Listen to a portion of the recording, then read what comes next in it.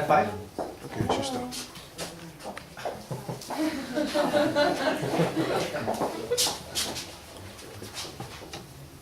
Ready? Alright. Much has been given us, and much will rightfully be expected from us. We have duties to others and duties to ourselves, and we can shrink neither. We have become a great nation, forced by its greatness into relations with other nations of the earth, and we must behave as besoms a people with such responsibilities. Theodore Roosevelt's inaugural address, March 4, 1905. Roosevelt was the first president to use the media to appeal directly to the people. As the 26th President of the United States, Roosevelt challenged the ideas of limited government and individualism. He chose him for his charisma to address issues with not only spontaneity, but he was careful to prepare the way and made it clear that he was calling the shots. In his third address to Senate and Congress on December 7, 1903, he used executive orders to accomplish his goals in conservation, the progressive movement, foreign and domestic affairs, of which we will present to you today. I will begin by discussing his invaluable contributions towards conservation. Theodore Roosevelt was a biocentric conservationist. He was the start of the wise use movement. In other words, let's save the trees not because they're there and because we can use them, but because the future generations have a right to them as well. Roosevelt really made America think about this. Before Roosevelt, most Americans thought that the forests and the soils and the streams and the wildlife would be around forever, but they were in trouble. In an ending note, he says, "The time has come to inquire seriously what will happen when our forests are gone, when the coal, the iron, and the gas are exhausted, when the soil has been further impoverished and washed into streams, polluting the rivers, denuding the fields, and obstructing navigation." When he made America think, 90 years after his death, we still are thinking about this. His address got him an increase of national forests from 43 million acres to 194 acres, as well as starting the first national and international conferences on the need for conservation. Throughout his presidential career, he made Congress sign 5 national parks, 18 national monuments, and 4 big game refuges, and 51 bird sanctuaries. Not only did TR stand up for land, but he also stood up for the second-class citizens. Let's begin by remembering the time frame in which TR was president.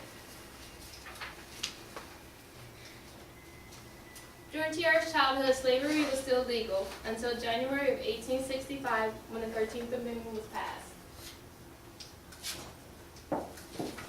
Oh. No. I'll do it. You did it.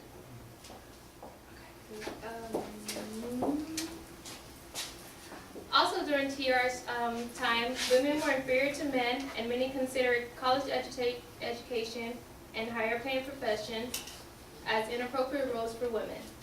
Roosevelt stood up against discrimination. He generally judged men and women by their character, or on more than one occasion by their politics, but not on their race or their religion.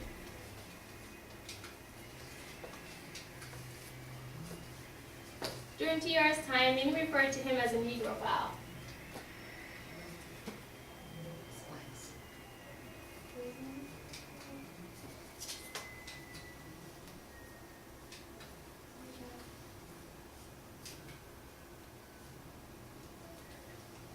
A Negrophile is an individual who is fond of blacks to the point where he or she wishes that they were black. Teddy was certainly no Negrophile. He simply had an appreciation for people, whether black, white, man, or woman. However, of course, TR was not liked by those who were not as progressive as he was. He befriended many blacks, including Booker T. Washington. In fact, when TR was pressured to withdraw his friend Dr. Crum from tariff collector in South Carolina, he issued this statement: "I do not intend to appoint any unfit man to office. So far as I legitimately can, I shall always endeavor to pay regard to the wishes and feelings of the people of each locality. But I cannot consent to take the position that the doorway of hope, the doorway of opportunity, is to be shut upon any man, no matter how worthy, purely upon the grounds of race or color. Such an attitude, according to my contentions, would be fundamentally wrong." TR also believes that the doorway of opportunity should be open to women as well as men. TR became an early champion of women's rights. In his 1880 college essay, The Practicality of Equalizing Men and Women Before the Law, he wrote, "I think there can be no such question that women should have the equal rights as a man.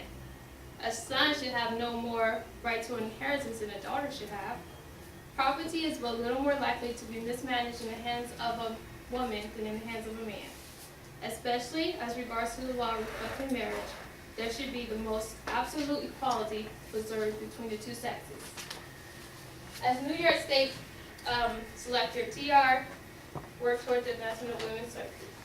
In his 1913 autobiography, he's quoted saying, "Much can be done toward the law, by the law, toward putting women on a footing of complete and equal rights with men, including the right to vote, the right to hold and use property, and the right to enter any profession she desires. Women should have free access to every field of labor and be paid as such."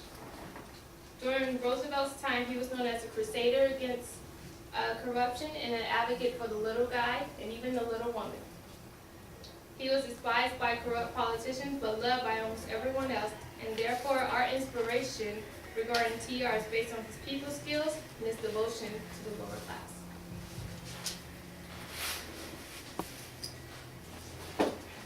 Monica stated that equal opportunity was important for all citizens.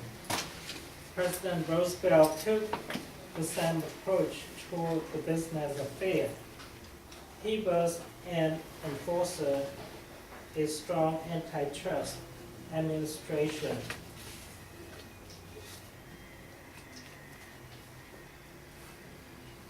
His approach to monopoly influenced today's antitrust law. He was the president who fought for the little people. The significance of his changes to business law antitrust is still seen today. Antitrust law prohibits unfair business practice, such as price fixing that forced low company out of business.